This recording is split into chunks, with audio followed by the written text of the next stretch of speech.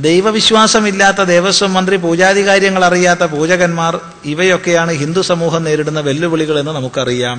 പക്ഷെ ഇപ്പോൾ ആധ്യാത്മിക ചിന്തകൾ പോലും ഇല്ലാത്തവരും ആധ്യാത്മികാചാര്യന്റെ ഓരോ നിമിഷത്തിന്റെയും മഹത്വം പോലും തിരിച്ചറിയാത്തവരും ഒത്തുചേർന്നാൽ ആധ്യാത്മിക സദസ്സുകൾ നടത്തുന്നു. ഇതൊരു വെല്ലുവിളിയായി വളർന്നു വരുന്നു. ഇത്തരം സദസ്സുകൾ തന്റെ പ്രസ്റ്റീജ് ഇഷ്യൂവായി കാണുന്നവർ വേദിയിൽ ആചാര്യന്റെ വിലപ്പെട്ട സമയം കവർന്ന് സഭാവാസികൾക്ക് വിരസത ഉണ്ടാക്കുന്നവർ, ഇവരാണോ ഹിന്ദു വിരുദ്ധന്മാർ, അതോ സർക്കാരോ മന്ത്രിയോ? ഇതിപ്പോ നമ്മൾ വിവേകത്തോടുകൂടി വിചാരം ചെയ്ത് സ്വീകരിക്കേണ്ട അംശം സ്വീകരിക്കുകയും തള്ളേണ്ട അംശം തള്ളുകയും ചെയ്താൽ മതി. അല്ലാണ്ട് മറ്റൊന്നില്ല. നമ്മൾ ഓരോരുത്തരും ആചാര്യന്മാരാവണം. നമ്മൾ ഓരോരുത്തരും നമ്മുടെ ഹിന്ദുധർമ്മശാസ്ത്രങ്ങളെ പ്രചരിപ്പിക്കാൻ അധികാരികളാണെന്ന് അറിയണം. ആ ഒരു തലത്തിലേക്ക് എല്ലാവരും ഉയർന്നു വരിക. ഒരാളെ പോലെ വേറൊരാൾക്ക് കഴിയില്ല. എന്നെപ്പോലെ ഞാനേ ഉണ്ടാവൂ. അതുപോലെ ഇരിക്കുന്ന ഓരോരുത്തരെ പോലെ അവരവര് മാത്രമേ ഉണ്ടാവൂ.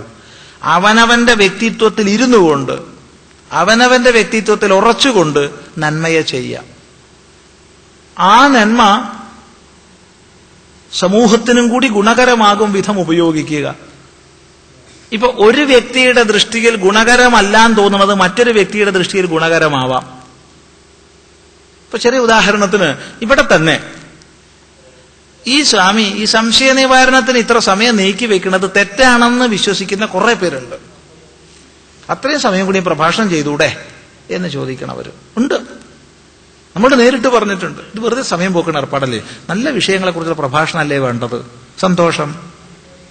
തിരിച്ച് സംശയ നിവാരണമാണ് കൂടുതൽ ഉപകാരപ്രദം, മറ്റേ വെറുതെ സമയം പോക്കുക എന്ന് വിചാരിക്കണ കൂട്ടരുണ്ട്. സന്തോഷം.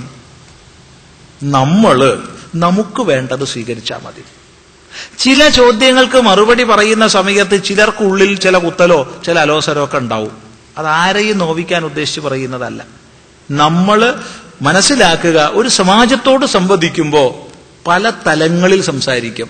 ഒരു വ്യക്തിക്ക് വേണ്ടാത്തതും പറയും, വേണ്ടാത്ത സ്വാമി പറയോ, വേണ്ടാത്തതും പറയും. കാരണം അത് വേണ്ടവരാരെങ്കിലുമൊക്കെ ഉണ്ടാവും. ഒരു സദസ്സിൽ സംസാരിക്കുമ്പോൾ അതാണ്. നമ്മൾ ആരും പൂർണ്ണരല്ല, എന്നാൽ സ്വരൂപതയാ പൂർണ്ണരാണ്, വ്യവഹാരത്തിൽ പൂർണ്ണരല്ല.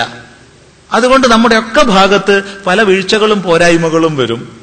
അത് ഒരു ആദരവിന്റെയും സ്നേഹത്തിന്റെയും സതുദ്ദേശത്തിന്റെയും മഹനീയമായ ആശയത്തെ മുൻനിർത്തുമ്പോൾ അപ്രസക്തമായി പോകും.